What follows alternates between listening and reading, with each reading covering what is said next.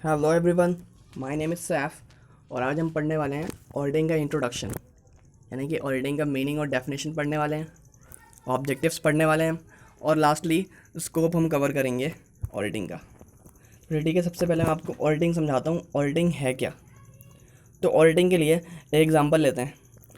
एक स्टूडेंट था, उसने एक दिन स्कूल की छुट्टी की थी, ठीक है। और वो नेक्स्ट जब स्कूल गया तो उसके टीचर ने ऑब्वियसली पूछा कि कल तुम एब्सेंट क्यों थे। तो उसका जवाब आया कि सर मैं बीमार था। अब हर टीचर जानता है कि बच्चा कितना समझदार है, तो उसने विश्वास नहीं किया, उसने बिलीव नहीं किया। अब उस बिलीव करवाने के लिए टीचर को उस बच्चे ने क्या किया, एक सर्टिफिकेट डॉक्टर का शो कर दिया कि सर ये देखिए, ये सर्टिफिकेट है डॉक्टर का और उन्होंने मुझे बताया हुआ है कि मैं कल बीमार था। तो जैसे सर्टिफिकेट टीचर ने देखा तो उसने विश्वास कर लिया, उसने बिलीव कर लिया। तो ये क्या निकला, इससे ये पता चला कि जैसा ही डॉक्टर ने जो डॉक्टर का जो सर्टिफिकेट था, जैसे ही टीचर ने वो सर्टिफिकेट देखा जो है बच्चे के लिए, उसके मन में ट्रस्ट डेवलप हो गया। ट्रस्ट ट्रस्ट डेवलप हो गया। तब हुआ क्या इस केस में कि डॉक्टर ने किया क्या होगा, डॉक्टर ने पहले बच्चे को यानी कि पेशेंट को एग्ज़ामिन किया होगा। एग्ज़ामिन करने के बाद अपने एग्ज़ामिनेशन का जो उसने ऑब्जर्व किया, जो एग्ज़ामिन करके जो उसका रिज़ल्ट मिला, उस रिज़ल्ट को एक पेपर फॉर्म में यानी कि एक रिपोर्ट के फॉर्म में उसने रिपोर्ट करी और उस रिपोर्ट को सर्टिफिकेट के फॉर्म में जो है बच्चे को दे दिया कि हाँ बच्चा बीमार था। और इसे देखते ही जो है टीचर के मन में ट्रस्ट डेवलप हो गया कि बच्चा सच कह रहा है। तो इस तरीके से ऑडिटिंग में क्या होता है, इसी एग्जांपल को आप ऑडिटिंग से रिलेट करिए कि एक ऑडिटर है। ऑडिटर नॉर्मली सीए होता है, नॉर्मली और भी हो सकते हैं, हम देखेंगे आगे। जो एक ऑडिटर है, ऑडिटर मतलब जो ऑडिट करता है उसे ऑडिटर कहते हैं। तो ऑडिटर पहले क्या करता है, ऑडिटर एग्जामिन करता है। किसको एग्जामिन करता है, फाइनेंशियल इन्फॉर्मेशन यानी कि फाइनेंशियल स्टेटमेंट्स को एग्जामिन करता है और चेक करता है कि फाइनेंशियल स्टेटमेंट्स के अंदर सब कुछ सही है कि नहीं है। और जब फाइनेंशियल स्टेटमेंट्स को एग्जामिन करेगा तो इस स्टेटमेंट्स को एग्जामिन करने के बाद जो वो रिज़ल्ट देता है, अपना जो रिपोर्ट देगा, वो समझाने के लिए कि बताने के लिए कि हाँ आपका फाइनेंशियल स्टेटमेंट्स की कंडीशन क्या है, उसे बताने के लिए वो एक रिपोर्ट देता है और उस रिपोर्ट में अपनी ओपिनियन बताता है। क्या बताता है, ओपिनियन देयर ऑन डेफिनेशन में, अभी डेफिनेशन पढ़ेंगे हम। ओपिनियन बताता है कि हाँ आपका फाइनेंशियल स्टेटमेंट्स ऐसा ऐसा मेरे अकॉर्डिंग ऐसा है। तो ऑडिट की अब डेफिनेशन हम देखते हैं क्या है डेफिनेशन। ऑडिट जो है एक इंडिपेंडेंट एग्जामिनेशन है। क्या है, इंडिपेंडेंट एग्जामिनेशन। इंडिपेंडेंट का यहाँ पे बहुत बड़ा मतलब है, हम आगे देखेंगे। इंडिपेंडेंट एग्जामिनेशन है किसका, फाइनेंशियल इन्फॉर्मेशन का। किसके फाइनेंशियल इन्फॉर्मेशन का, किसी एंटिटी के। एंटिटी यहाँ पे फॉर्म है, कोई बिजनेस हो सकता है। अब वो बिज़नेस प्रॉफिट ओरिएंटेड हो या नहीं हो उससे मतलब नहीं है, यानी कि वो बिज़नेस जो है, जो भी फर्म जो है वो प्रॉफिट कमाने के लिए ऑपरेट कर रहा है या नहीं, उससे मैटर नहीं करता। उसका साइज़ क्या है उससे कोई फ़र्क नहीं पड़ता, यानी कि इररेस्पेक्टिव ऑफ इट्स साइज़ और उसका लीगल फॉर्म कुछ हो उससे मैटर नहीं करता। लेकिन जब वो एग्जामिनेशन किस लिए की गई है, इस ऑब्जेक्टिव के साथ की गई है कि हमें एक ओपिनियन देना है उसके ऊपर। तो ये डेफिनेशन जो है बहुत अच्छी डेफिनेशन है। अब इस डेफिनेशन का हम एनालाइज करते हैं। इसको देखो, तीन पार्ट में बंटता है। ऑडिट क्या है, एक इंडिपेंडेंट एग्जामिनेशन है किसकी, फाइनेंशियल इन्फॉर्मेशन की। इसमें फाइनेंशियल स्टेटमेंट्स आती हैं। फाइनेंशियल स्टेटमेंट्स मेनली आपको पता होंगी, पाँच होती हैं। मेनली थ्री होती हैं, वैसे टोटल पाँच होती हैं। जैसे ट्रेडिंग प्रॉफिट लॉस अकाउंट है हमारा, स्टेटमेंट ऑफ परफॉर्मेंस जिसे कहते हैं, बैलेंस शीट है, कैश फ्लो है और चेंजेस इन इक्विटी है और नोट्स टू अकाउंट्स है। तो ऑडिट जो क्या करता है, इसको इंडिपेंडेंटली एग्जामिन करेगा फाइनेंशियल इन्फॉर्मेशन को। किसके फाइनेंशियल इन्फॉर्मेशन को, किसी भी एंटिटी के। अब वो एंटिटी जो है प्रॉफिट ओरिएंटेड हो या नहीं हो। प्रॉफिट ओरिएंटेड कौन हो सकता है, जैसे एक लिस्टेड कंपनी। और प्रॉफिट ओरिएंटेड कौन नहीं होता, एक नॉर्मली एनजीओ, ह्यूमन बीइंग ले लीजिए। और आगे चलते हैं। और जब एग्जामिनेशन जो हमने किया था उसमें ऑब्जेक्टिव क्या था, उसमें ऑब्जेक्टिव, इस एग्जामिनेशन का ऑब्जेक्टिव यही था कि हमें फाइनेंशियल स्टेटमेंट्स के ऊपर एक ओपिनियन बनानी है। क्या बनानी है, ओपिनियन। अब क्योंकि इंट्रोडक्शन है बताता हूँ आपको। ओपिनियन जो इसमें मेनली ओपिनियन तीन टाइप की होती हैं, सॉरी दो टाइप की ओपिनियन होती हैं, मॉडिफाइड और अनमॉडिफाइड। मॉडिफाइड और अनमॉडिफाइड। अनमॉडिफाइड मतलब सब कुछ सही है, और मॉडिफाइड तीन टाइप की होती हैं। कौन कौन सी, मॉडिफाइड के अंदर तीन आएंगी, क्वालिफाइड ओपिनियन, एडवर्स ओपिनियन और डिस्क्लेमर ऑफ ओपिनियन। ये सब डिटेल में हम आगे पढ़ेंगे, ये सब इंट्रोडक्शन है, मैंने बता दिया। ओपिनियन जो हमारा दो दो तरह का होता है, मॉडिफाइड, अनमॉडिफाइड। और अनमॉडिफाइड तीन तरह का होता है, सॉरी मॉडिफाइड तीन तरह का होता है। अब नीचे देखिए क्या लिखा हुआ है।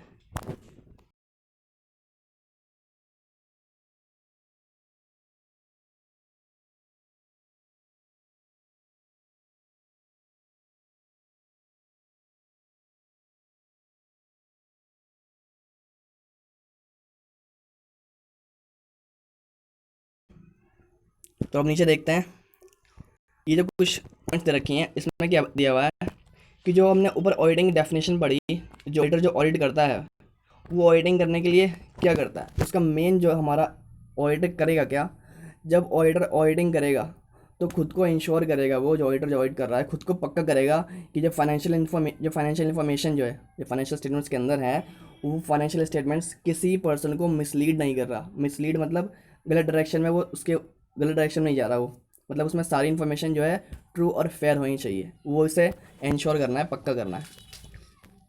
अब ये कैसे करेगा भाई, तो ये करने के बहुत सारे तरीके हैं, ये नीचे पॉइंट रखे हैं, हम ये कर सकते हैं। क्या करेंगे, तो देखो ये समझने के लिए मैं आपको एक बात बताता हूँ। हमारा फाइनेंशियल स्टेटमेंट जो है ना, अकाउंटिंग एंट्रीज जो ही होंगी ना, अकाउंटिंग एंट्रीज़ के बिहाफ पे हमारा फाइनेंशियल स्टेटमेंट्स प्रिपेयर होता है।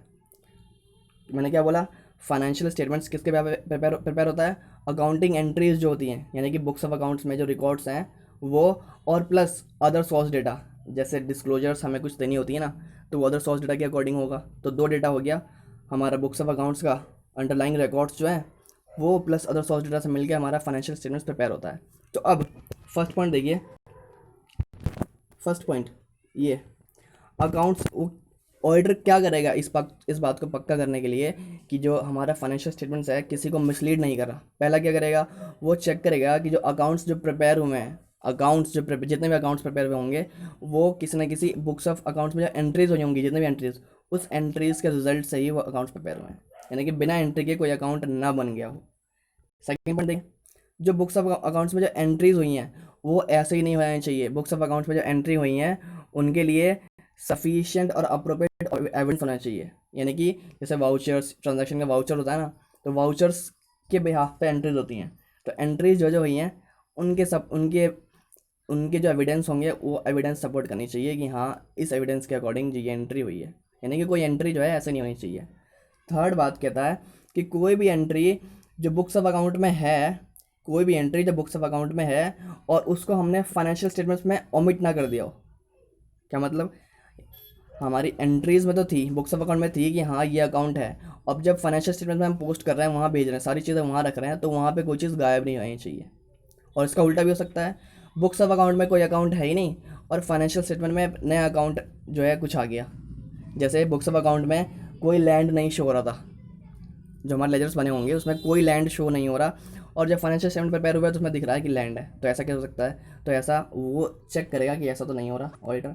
फिर फोर्थ पॉइंट, कि जो इन्फॉर्मेशन फाइनेंशियल स्टेटमेंट के अंदर जो हमें कन्वे हो रहा है, जो दिखाया जा रहा है, वो क्लियर होना चाहिए और अनएम्बिगस होना चाहिए। अनएम्बिगस मतलब डबल मीनिंग का नहीं होना चाहिए, जो यूज़र्स हैं वो जो है मिसलीड ना हो जाए। फिफ्थ पॉइंट कहता है कि जो फाइनेंशियल इन्फॉर्मेशन है, सॉरी फाइनेंशियल स्टेटमेंट्स जो हैं वो जो है प्रॉपरली क्लासीफाई, सही तरीके से क्लासीफाई हुआ है, सही तरह से डिस्क्राइब हुआ है, डिस्क्लोज हुआ है। अब सही कैसे, तो सही आपको पता है एएस, बहुत सारे कानून बने हैं, बहुत सारे प्रोविजंस बता रखी हैं, एक्ट हैं, लॉज हैं, और एएस हैं जो बताते हैं कि हमें अकाउंटिंग एंट्रीज कैसे करनी है, सॉरी अकाउंट्स कैसे बनाना है, उनके तरीके बताते हैं। फॉर एग्जांपल, इन्वेंट्री को रिकॉर्ड करने के लिए आपको पता है AS2 डील करता है इन्वेंट्री को रिकॉर्ड करने के लिए।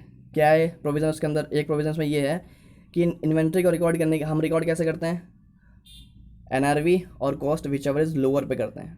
तो वही हमने, यानी कि जो फॉर्म है उसने फाइनेंशियल स्टेटमेंट के अंदर इन्वेंट्री को AS2 के अकॉर्डिंग फॉलो किया है या नहीं किया है, हम इसको चेक करेंगे। और लास्ट पॉइंट, 6 पॉइंट, कि स्टेटमेंट ऑफ अकाउंट्स जो है, यानी कि जो भी फाइनेंशियल स्टेटमेंट बने हैं वो जो है ट्रू और फेयर पिक्चर दिखा रहा है फर्म का, ऑपरेशनल रिजल्ट्स जो है उसका दिखा रहा है, यानी कि जो एसेट्स लायबिलिटीज उसकी हैं, इनकम एक्सपेंस जो थे वही दिखाए गए हैं, कुछ एक्स्ट्रा नहीं दिखाए गए। तो मैं पहले बताऊँ, जो ऑडिटिंग जो है वो यूज़र्स के लिए की जाती हैं, यूज़र्स के लिए, जो हमारा ओपिनियन, जो फाइनेंशियल स्टेटमेंट बना जो है वो यूज़र्स के पास जाता है। अब वो यूज़र मिसलीड ना हो जाए, वो जो है गलत डायरेक्शन में चले जाए इन्फॉर्मेशन को देख के, इस बात को हमें रोकना होता है। तो हम फाइनेंशियल स्टेटमेंट के अंदर ऑडिट करते हैं, इसके ऊपर ऑडिट करते हैं, एग्जामिन करते हैं सब कुछ सही कि नहीं है, और जब ऑडिट हो जाता है, जब यूज़र्स पढ़ते हैं कि हाँ सब कुछ ठीक है कि नहीं है।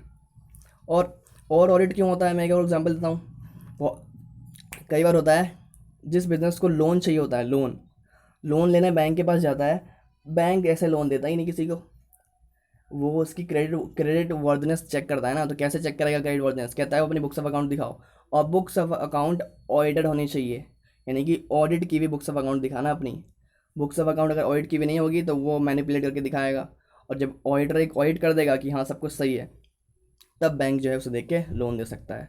और कई बार गवर्नमेंट भी जो है कई ग्रांट लेने के लिए कंडीशन रखती है कि आपको ऑडिट करना ज़रूरी है। और कई बार होता है बिज़नेस को बेचना है हमें, तो उसकी वैल्यू कैसे डिटरमाइन करें, तो बुक्स ऑफ अकाउंट को ऑडिट करते हैं कि बुक्स ऑफ अकाउंट के अकॉर्डिंग क्या जो है हम कितना वैल्यू निकाल सकते हैं। तो बुक्स ऑफ अकाउंट जो है ऑडिटेड बुक्स ऑफ अकाउंट हम चेक करते हैं सब कुछ सही है कि नहीं, यानी कि फाइनेंशियल स्टेटमेंट्स ऑडिट चेक करते हैं ऑडिटेड कि सही है कि नहीं है। और बहुत सारे रीजंस हैं, बहुत लोग तो खुद ही करवाते हैं, खुद ही चेक करते हैं कि हमारा जो फाइनेंशियल स्टेटमेंट जो है बिजनेस का क्या बता रहा है पिक्चर। अब ऑब्जेक्टिव्स क्या है ऑडिट की? ऑब्जेक्टिव्स देखो, आपको पता है कि account auditing and assurance standard board बना हुआ है हमारे इंडिया के अंदर, आईसीए ने एस्टेब्लिश किया है उसको, पहले उसका नाम एपीसी था। अब वो क्या करता है, वो जो है एसएस इशू करता है। एसएस क्या है? ये standards on auditing, standards on auditing issue करता है वो।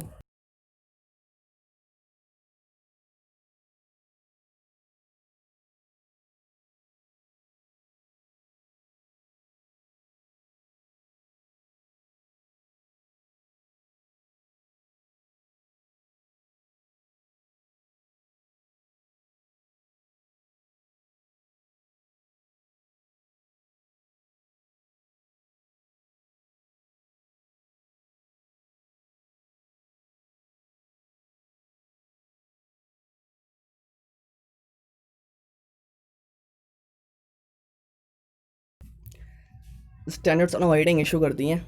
ये क्या है? ये गाइडलाइंस होती हैं जो ऑडिटर जो है फॉलो करता है ड्यूरिंग ऑडिटिंग। ऑडिटिंग करते वक्त एसएस को फॉलो करता है ऑडिटर। किसको? एसएस को, यानी कि स्टैंडर्ड्स ऑन ऑडिटिंग फॉलो करता है। इसके बहुत बहुत सारे स्टैंडर्ड्स ऑन ऑडिटिंग बना रखे हैं एएएसबी ने। तो उसमें से जो हमारा ओवरऑल ऑब्जेक्टिव हमारा सेट करता है वो ऐसे 200 है। तो ऐसे 200 का नाम है overall objectives of the independent auditor. तो इस ऐसे के अकॉर्डिंग 200 के अकॉर्डिंग हमारा ओवरऑल ऑब्जेक्टिव 2 है। ओवरऑल ऑब्जेक्टिव हमारा ऐसे 200 के अकॉर्डिंग 2 है। पहला, जब हम ऑडिट करेंगे तो पहला ऑब्जेक्टिव होगा हमारा रीजनेबल एश्योरेंस ऑब्टेन करना है। क्या ऑब्टेन करना है? Reasonable assurance. हमें खुद को एश्योरेंस ऑब्टेन करना है। किस बात की एश्योरेंस? एश्योरेंस इस बात की कि जो हमारा फाइनेंशियल स्टेटमेंट जिसको हम ऑडिट कर रहे हैं वो फ्री फ्रॉम मटेरियल मिसस्टेटमेंट है। क्या है? Free from material misstatement. Material misstatement क्या है? मिसस्टेटमेंट्स का मतलब है गलतियाँ। अब वो गलतियाँ भी हो सकती हैं जानबूझ के की गई हों तो वो फ्रॉड हो जाएगा, और अगर एक्सीडेंटली हो गया हो तो वो एरर हो सकता है। यानी कि फ्रॉड और एरर जो मटेरियल है, मटेरियल मतलब जो बड़े हैं, छोटे मोटे तो बात नहीं, जो मटेरियल हैं उनसे फ्री होने चाहिए फाइनेंशियल स्टेटमेंट। तो हमारा पहला ऑब्जेक्टिव क्या है? रीजनेबल एश्योरेंस ऑब्टेन करना है, हमें पक्का करना है कि फाइनेंशियल स्टेटमेंट्स जो है मटेरियल मिसस्टेटमेंट से फ्री हैं। और दूसरा ऑब्जेक्टिव, अब ये जो हमने एश्योरेंस ऑब्टेन किया उसको हम बताएंगे कैसे? तो एक रिपोर्ट के थ्रू बताते हैं। तो हम इस फाइनेंशियल स्टेटमेंट्स के ऊपर एक रिपोर्ट देंगे। क्या देंगे? रिपोर्ट करेंगे, और उस रिपोर्ट के थ्रू हम कम्युनिकेट करेंगे कि हमारा ओपिनियन जो है इस फाइनेंशियल स्टेटमेंट्स के ऑडिटिंग के रिगार्डिंग हमारा ये ओपिनियन रहा है। और जो ओपिनियन हम ये जो रिपोर्ट देते हैं वो और कई एसेज हैं, जैसे ऐसे 700 है, आगे पढ़ोगे आप, उसके अकॉर्डिंग जो है हम रिपोर्ट प्रिपेयर करते हैं। तो वही कह रहा है कि जो ऑडिटर को जो फाइंडिंग्स हुई होंगी वो एसेज के अकॉर्डिंग जो है हम एक रिपोर्ट देंगे उसकी, और हमारा ऑडिट जो है फिर फिनिश होगा। तो दो ऑब्जेक्टिव है हमारा, रीजनेबल एश्योरेंस ऑब्टेन करना है हमें, रीजनेबल एश्योरेंस कि फाइनेंशियल स्टेटमेंट जो है हमारा मटेरियल मिसस्टेटमेंट से फ्री है। और सेकंड ऑब्जेक्टिव हमारा क्या होगा कि फाइनेंशियल स्टेटमेंट्स के पर रिपोर्ट प्रिपेयर करनी है, हमें रिपोर्ट करनी है, और उस रिपोर्ट के थ्रू कम्युनिकेट करेंगे एसेस के अकॉर्डिंग ये क्या रहा। ठीक है, तो हमारा ऑब्जेक्टिव ये रहा। और लास्ट हम ये चेक लें स्कोप। तो ऐसा करते हैं, स्कोप हम नेक्स्ट वीडियो में करेंगे। ठीक है, ओके, तब तक के लिए